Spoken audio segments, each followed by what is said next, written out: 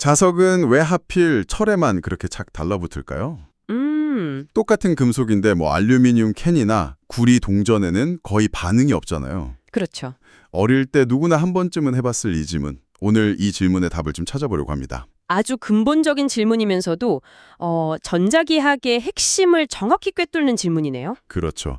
이 질문에 답하기 위해서 저희가 오늘 아주 흥미로운 자료 하나를 나침반으로 삼아보려고 하는데요. 네. 바로 청취자께서 보내주신 전기기능사 시험 문제 해설 블로그 포스트입니다. 자기장의 세기, H에 대한 설명으로 잘못된 것은? 이라는 이 간단한 질문 속에 저희가 방금 던진 질문의 답이 다 숨어 있습니다. 맞습니다. 오늘 저희는 단순히 시험 문제를 푸는 게 아니고요. 이 문제 속에 담긴 자기장의 두 얼굴, 자기장의 세기, H와 자속 밀도 B의 세계로 한번 깊이 들어가 볼 겁니다. 자기장의 두 얼굴이요? 네. 이 둘의 관계를 제대로 이해하면 왜 모터가 돌아가고 변압계가 작동하고 또 왜 자석이 유독 철에만 달라붙는지 그 근본적인 원리를 파악하게 되실 거예요. 좋습니다. 그럼 문제의 보기들을 하나씩 뜯어보면서 그 실마리를 찾아보죠. 먼저 옳은 설명으로 나온 것부터 볼게요. 자기장의 세기, H는 단위 자극에 작용하는 힘과 같다는 설명이 있네요. 네. 가장 근본적인 정의 같은데 좀 더 와닿게 풀어주실 수 있을까요? 그럼요. 자기장이라는 건 눈에 보이지 않는 힘의 공간이잖아요. 그렇죠. 거기에 아주 작은 가상의 N극 자석 하나를 딱 놓았다고 한번 상상해 보세요. 네네. 그때 그 N극이 어느 방향으로 얼마만큼의 힘을 받는지를 측정한 게 바로 그 지점의 자기장의 세기, H입니다. 그 N극이 받는 힘 자체요? 네. 여기서 중요한 건 이건 주변에 어떤 물질이 있든 상관없이 전류나 영구자석 같은 원인이 만들어내는 순수한 힘의 잠재력, 그 자체를 의미한다는 점이에요. 순수한 힘의 잠재력이요? 네. 비유를 들자면 텅 빈 거대한 콘서트홀에 세계 최고 수준의 스피커를 설치했다고 해보죠. 네. 아직 음악을 틀기 전이지만 그 스피커가 낼 수 있는 소리의 잠재력은 어마어마하잖아요. 그렇죠. 능력치 자체가 다르죠. 그게 바로 H입니다. 주변에 소리를 흡수하는 벽이 있든 반사하는 벽이 있든 상관없이 스피커 자체가 가진 능력치인 거죠. 오. 실제로 병원에서 쓰는 MRI 기계를 설계하는 엔지니어들이 맨 처음 설정하는 값이 바로 이 H값이에요. 우리가 얼마나 강력한 원인을 만들어낼 것인가에 대한 청사진인 셈입니다. 와, MRI 설계의 청사진이라니 스케일이 갑자기 확 커지는데요? 하하, 그렇죠. 그럼 자료에 있는 또 다른 옳은 설명, 단위 길이당 기자력과 같다는 건 이 원인이라는 개념과 어떻게 연결되는 건가요? 솔직히 기자력이란 단어부터가 좀 낯설거든요. 기자력. 네, 말이 좀 어렵죠. 그냥 자기장을 만드는 엔진의 총 마력이라고 생각하시면 편해요. 총 마력이요? 네. 예를 들어 코일에 전류를 흘려서 전자석을 만들 때 전류를 세게 할수록 코일을 많이 감을수록 더 강력한 전자석이 되잖아요. 네, 그렇죠. 바로 그 전류 곱하기 감은 횟수가 기자력, 즉 자기장을 만드는 총 에너지입니다. 아하, 그리고 자기장의 세기 H는 그 총 마력이 도로 1m마다 얼마나 강하게 전달되는지를 보여주는 일종의 밀도 개념인 거죠. 알겠습니다. H가 전류라는 원인에서 비롯된 순수한 잠재력 혹은 노력이라는 건 이해가 됐습니다. 네. 그렇다면 이제 진짜 핵심으로 들어가 보죠. 사람들이 가장 헷갈린다는 그 오답. 자속 밀도의 투자율을 곱한 것과 같다는 왜 틀린 설명인가요? 여기서부터가 정말 중요할 것 같네요. 바로 그 지점입니다. 이게 틀린 이유는 원인과 결과를 완전히 뒤바꿔 놨기 때문이에요. 원인과 결과를요? 네. 실제 관계는 정반대거든요. 방금 우리가 이야기한 자기장의 세기 H가 노력이라면 그 노력으로 인해 실제 물질 속에서 나타나는 결과물이 바로 자속 밀도 B입니다. H는 노력, B는 결과. 맞습니다. 그리고 이 둘, 즉 노력과 결과를 연결해주는 다리가 바로 물질의 고유한 특성인 투자율, 뮤이죠. 노력, 결과, 그리고 그 둘을 잇는 다리. 네. 그래서 정확한 관계식은 B 이퀄 뮤 H입니다. B는 뮤 H. 다시 말해 결과 자속 밀도 B는 효율성, 투자율 뮤 곱하기 노력, 자기장의 세기 H인 셈이죠. 아하. 근데 자료에 나온 오답은 H 이퀄 B 멀티플라이 뮤라고 말하고 있으니 노력은 결과 곱하기 효율성이라는 이상한 식이 되어버리는 겁니다. 완전히 틀렸죠. 그렇네요. 올바르게 고치려면 H 이퀄 B 면후, 즉 노력은 결과를 효율성으로 나눈 값이 되어야 합니다. 잠깐만요. 원인과 결과, 노력과 성과라고 하시니 오히려 더 헷갈리는 부분도 있는데요. 보통 물리 현상은 동시에 일어나지 않나요?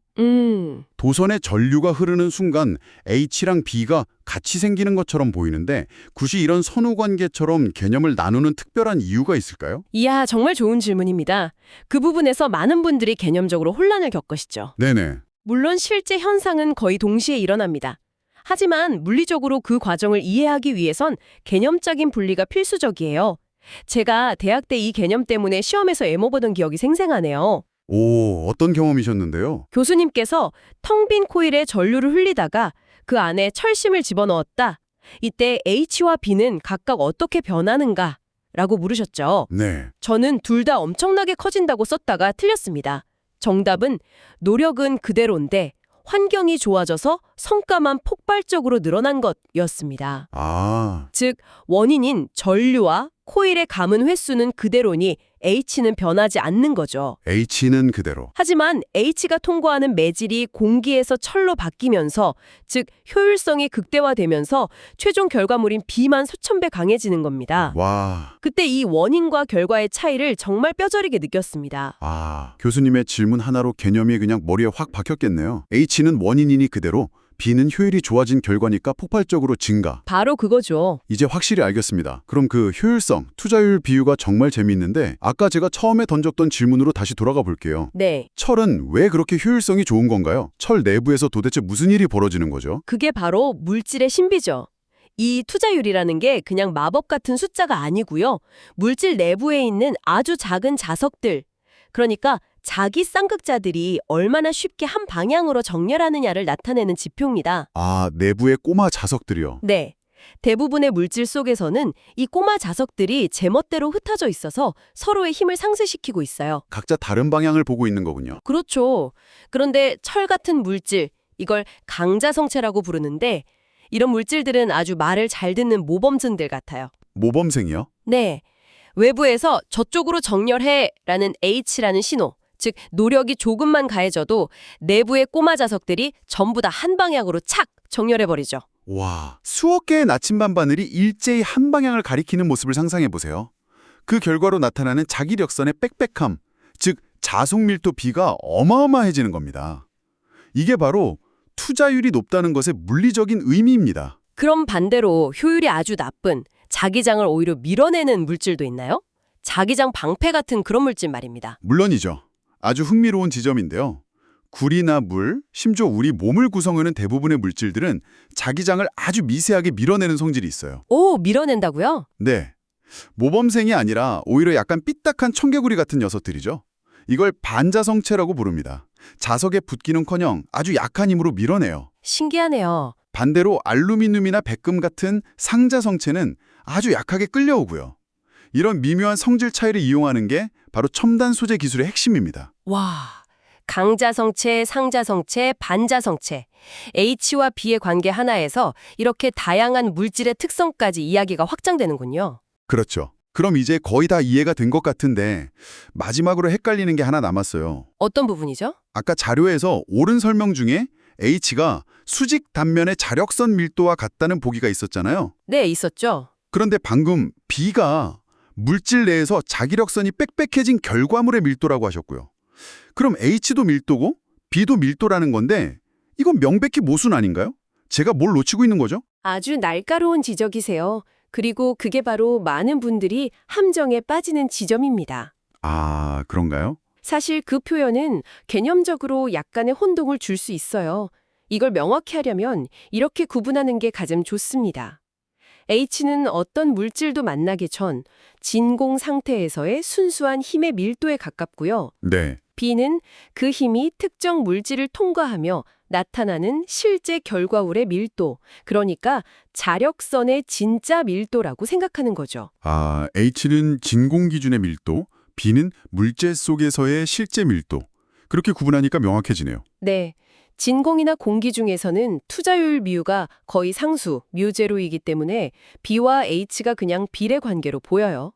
그래서 개념적으로 설명할 때 두 용어를 혼용해서 자력선 밀도라고 표현하기도 하는 겁니다. 아, 하지만 시험 문제의 함정을 피하고 물리적 의미를 정확히 이해하려면 H는 노력, B는 결과, 그 사이엔 물줄의 효율성 μ가 있다는 이 핵심 관계를 기억하는 게 가장 중요합니다. 자, 그럼 오늘 나눈 이야기를 총정리해 볼까요? 왜 자석은 철에만 붙는가? 라는 아주 단순한 질문에서 시작해서 저희는 자기장의 두 얼굴을 만났습니다. 네, 자기장의 세기 H는 전류로부터 비롯된 순수한 노력이고 자속 밀도 B는 그 노력이 특정 물질을 통과하며 나타나는 성과라는 것. 그렇죠. 결국 저희가 처음 던졌던 질문의 답은 철이 자기장이라는 노력 H를 엄청난 성과 B로 바꿔주는 효율성, 투자율 μ가 지극히 높은 특별한 물질이기 때문이었군요. 정확합니다. 그리고 그 둘을 잇는 다리가 바로 B 이퀄 μ H라는 아름다운 관계식이었던 거죠. 네. 이 관계식을 이해하는 건 단순히 시험 문제를 맞히는 걸 넘어서서 왜 전자석에 철심을 넣으면 훨씬 강력해지는지, 하드디스크가 어떻게 정보를 기록하는지, MRI가 어떻게 몸속을 들여다보는지 그 원리를 이해하는 첫걸음이 됩니다. 모든 기술의 바탕에 이 간단한 공식이 숨어 있었네요. 그런데 여기서 딱 한 발만 더 나아가면 더 흥미로운 세계가 펼쳐집니다. 오, 오늘 저희는 투자율 μ가 물질마다 정해진 고유한 상수값인 것처럼 이야기했잖아요. 네. 철은 효율이 좋고 구리는 나쁘고 뭐 이런 식으로요. 하지만 사실 자료에 언급된 철과 같은 강자 성체에서는 이 투자율 값이 일정하지가 않습니다. 아, 정말요? 네, 가해주는 자기장 H, 즉 노력의 세계에 따라 효율성 μ 값도 춤을 추듯이 계속 변해요. 심지어 노력을 거두어 들여도 그 성과가 일부 남기도 하죠. 오, 이 비선형적인 관계, 이걸 이력현상 히스테레리시스라고 부르는데 이것 때문에 우리가 영구 자석을 만들 수도 있고 신용카드의 마그네틱 뒤에 정보를 저장할 수도 있는 겁니다.